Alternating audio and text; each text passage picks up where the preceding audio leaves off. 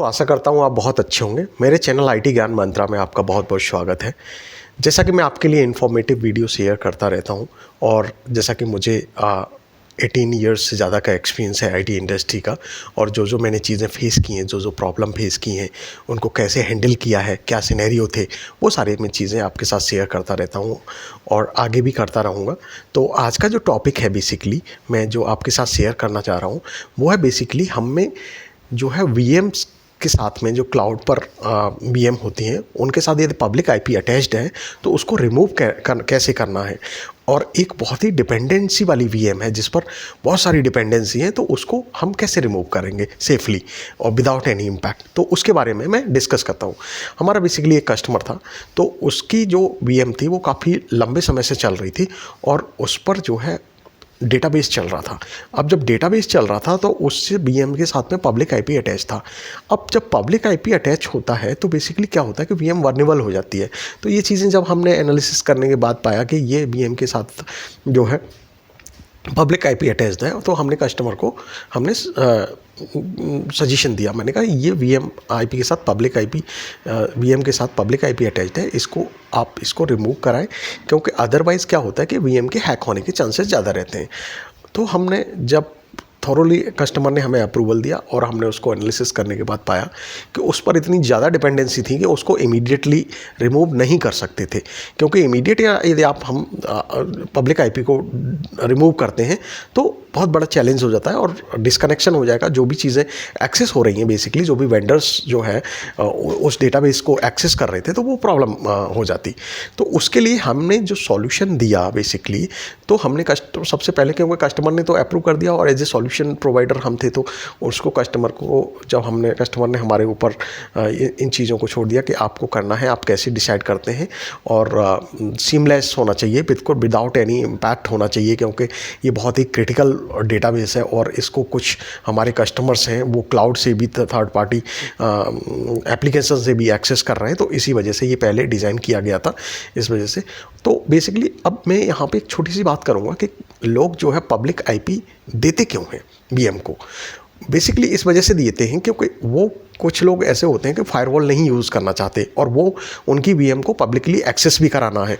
तो बेसिकली होता क्या है कि जो आपको जब किसी वीएम को पब्लिकली एक्सेस कराना होता है तो कुछ लोग क्या करते हैं कि फायरवॉल यूज़ करते हैं। फायरवॉल यूज़ करने में बेसिकली होता क्या है कि फायरवॉल को पब्लिक आईपी दिया जाता है और एक प्राइवेट आईपी दिया जाता है। तो प्राइवेट के साथ जो होती है वो आपके प्राइवेट आईपी के साथ कम्युनिकेट करती है और पब्लिक आईपी के साथ वो थर्ड पार्टी वेंडर्स के साथ कम्युनिकेट करती है। तो थर्ड पार्टी वेंडर जब एक्सेस करना चाहता है तो थर्ड पार्टी वेंडर का आप पब्लिक आईपी लेते हो और उसके बेसिस पे आप एक डीनेट रूल क्रिएट करते हो अगेंस्ट दी प्राइवेट आईपी। तो वो बेसिकली क्या होता है कि आपका जो सर्वर है, जो डेटाबेस सर्वर है या कोई भी सर्वर है, एफटीपी सर्वर हो गया, एसएफटीपी सर्वर हो, whatever the application are running, तो वो बेसिकली क्या होगा, वो उसको जैसे रिक्वेस्ट आएगी थर्ड पार्टी वेंडर से तो वो फायरवॉल पर आएगी, फायरवॉल से वो पार्टिकुलर पोर्ट पर ट्रांसफ़र कर देगा आपका जो प्राइवेट आईपी सर्वर। तो ये चल रहा था सीधा।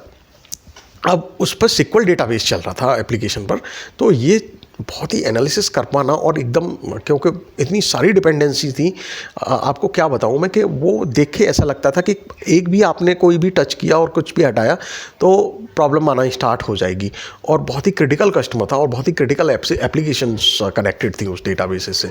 तो जब थॉरोली हमने एनालिसिस करने के बाद पाया, क्योंकि उसके एनएसजी रूल को हमने एनालिसिस किया कि किस किस पोर्ट पे कौन कौन से आईपीज़ अलाउ हैं, तो फिर हमने उन जो वेंडर्स थे जिनके आईपी को हमने पता किया कस्टमर से कि ये किस किस वेंडर्स के पब्लिक आईपी हैं जिनको यहाँ एक्सेस दिया गया है पार्टिकुलर पोर्ट पर। तो वो हमने पूरी एक लिस्ट बनाई। लिस्ट बनाने के बाद पाया कि कुछ वेंडर्स जो थे वो डेटाबेस को पार्टिकुलर डेटाबेस के पोर्ट पर एक्सेस कर रहे थे। तो क्योंकि यहाँ पर ये कोई अजोर फायरवॉल वगैरह यूज़ नहीं कर रहे थे, या अजोर फायरवॉल या कोई पालो अल्टो फायरवॉल, कोई भी फायरवॉल यूज़ नहीं कर रहे थे, वो डायरेक्टली पब्लिक आईपी से रिक्वेस्ट आती थी और वो डेटाबेस एक्सेस होता था। तो वो वाकई बहुत वर्नेबल था, बट वो बहुत लेगेसी सेटअप था। जब कोई रिक्वायरमेंट रही होगी और वहाँ उस टाइम पे हो सकता है उस टाइप का एक्सपर्ट ना रहा हो और वो कंसल्ट ना कर पाया हो कि अजोर फायरवॉल या ये क्योंकि कॉस्टली थोड़ा सा फायरवॉल जो होता है कॉस्टली अप्लायंस होता है, तो इस वजह से उन्होंने जो है ये सेटअप चूज़ किया हुआ था। तो हमने जब कस्टमर्स के साथ डिस्कशन किया, डिस्कशन करने के बाद जो जिनके आईपी हमने आइडेंटिफाइड किए, तो हमने उनके लिए एक सॉल्यूशन बनाया। हमने सॉल्यूशन क्या बनाया कि क्योंकि अब कस्टमर का एनवायरनमेंट काफ़ी बड़ा हो चुका था और वहाँ अजोर फायरवॉल भी चल रहा था। तो जब अजोर फायरवॉल चल रहा था तो हमने सबसे पहले क्या किया कि कस्टमर से हमने जो है उनके जो आईपीज़ थे, पब्लिक आईपी जो थर्ड पार्टी वेंडर्स थे जो एक्सेस कर रहे थे डेटाबेसेस के, तो उनसे हमने वो आईपी लिए। आईपी लेने के बाद सबसे पहले फर्स्ट हमने पीओसी की, क्योंकि ध्यान रखना जब भी आप कोई चेंज करना जा रहे हैं तो सबसे पहले उसको टेस्ट करें। बिना टेस्ट किए हुए, बिना पीओसी किए हुए आप कोई भी चेंज कर देते हैं तो वो आपके लिए प्रॉब्लमेटिक हो सकता है। कि उससे क्या होगा कि आपने चेंज कर दिया और एप्लीकेशन इम्पैक्ट हो गई, तो वो एक बहुत बड़ा एस्केलेशन हो जाता है और एक कस्टमर के सामने इमेज भी एक बहुत बेकार इमेज हो जाती है। तो आप काम चाहे टाइम ले लीजिए, कस्टमर से कहता है कि आप टाइम ले लो, लेकिन आप काम ऐसे करिएगा कि सीमलेस होना चाहिए, हमारा नॉन डिस्ट्रप्शन होना चाहिए, बिल्कुल कुछ भी इम्पैक्ट ना हो। तो वो सारी चीज़ें हमने पहले प्लान की। एक वेंडर था, तो बेसिकली वो IBM का वेंडर था, उसका हमने जो, क्योंकि वो AWS क्लाउड पर होस्टेड था उसका सर्वर, तो उससे हमने पब्लिक आईपी लिया। पब्लिक आईपी लेने के बाद हमने उसको जो है बेसिकली DNAT रूल बनाया। DNAT 1433 SQL डेटाबेस के पोर्ट के साथ उसको प्राइवेट आईपी के साथ DNAT किया। DNAT करने के बाद में जब DNAT कर दिया तो वो फिर हमने देखा कि फायरवॉल से वो चीज़ें एक्सेस हो पा रही थी। एक्सेस होने के बाद धीरे धीरे हम जो अदर्स यूज़र्स पे थे उनके लिए भी हम टारगेट करते रहे।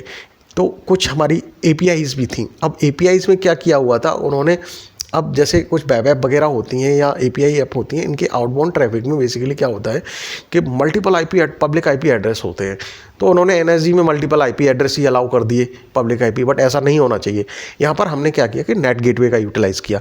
नेट गेटवे को हमने क्या किया कि नेट गेटवे एक वेब ऐप के साथ आउटबाउंड ट्रैफिक के लिए अटैच किया सबनेट के साथ में, और अटैच करने के बाद वो एक पार्टिकुलर जो पब्लिक आईपी मिलता है नेट गेटवे को, वो हमने वहाँ पर जो है अजोर फायरवॉल प्लस NSG में अलाउ करा दिया उस पार्टिकुलर VM के लिए, पार्टिकुलर पोर्ट पर। तो वो फिर उस डेटाबेस को एक्सेस कर पा रहे थे, जिससे कि हमें बहुत सारे आईपी अलाउ करने की ज़रूरत नहीं पड़ी। तो ये हमने इसको सक्सेसफुली रिमूव किया। रिमूव करने के बाद विदाउट नॉन डिस्ट्रप्शन कुछ भी इम्पैक्ट नहीं हुआ। धीरे धीरे ग्रेजुअली हम चीज़ों को करते गए। ये पहले एक वेंडर टारगेट किया, फिर दूसरा टारगेट किया, फिर तीसरा, सारा, क्योंकि POC में हमारा सब कुछ क्लियर हो चुका था।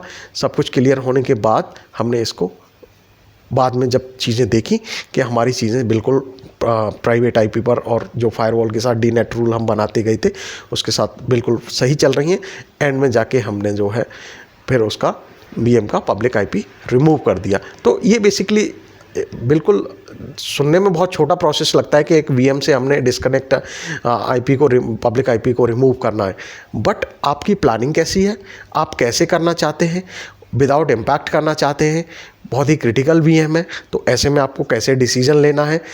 चाहे आप टाइम लो, लेकिन चीज़ें बिल्कुल अच्छे तरीके से करिएगा, जिससे कि आपको आगे कोई भी आपकी इमेज पर उंगली ना उठा सके, जिससे कि आप और उन चीज़ों से सीखिएगा। आगे भी जो आपके जूनियर्स हैं उनको भी सिखाइएगा कि जब आप कुछ चेंज कर रहे हैं तो इमीडिएटली, क्योंकि एक छोटी सी चेंज का बहुत बड़ा इम्पैक्ट हो सकता है। क्योंकि है तो पब्लिक आईपी ज़रा सा आपने हटाया और उसके बाद पता चला और सारी और होते हैं। जबकि आपने देखा होगा क्लाउड सर्विसेज जो हैं, क्लाउड प्रोवाइडर हैं, बहुत इतना 99.99 SLA प्रोवाइड करते हैं, और फिर भी जाके सर्विसेज इम्पैक्ट होती हैं। और वो इम्पैक्ट कब होती हैं? जब चेंजेस होते हैं। उनको पता होता है, कॉन्फिडेंट होते हैं, सब कुछ होता है, लेकिन एक चेंज कितना बड़ा इम्पैक्ट ला देती है। बहुत सारे यूज़र्स, पिछली लास्ट दिवाली पर ही बहुत सारे अजर क्लाउड में आउटेज आया था, AWS क्लाउड में आउटेज आया था।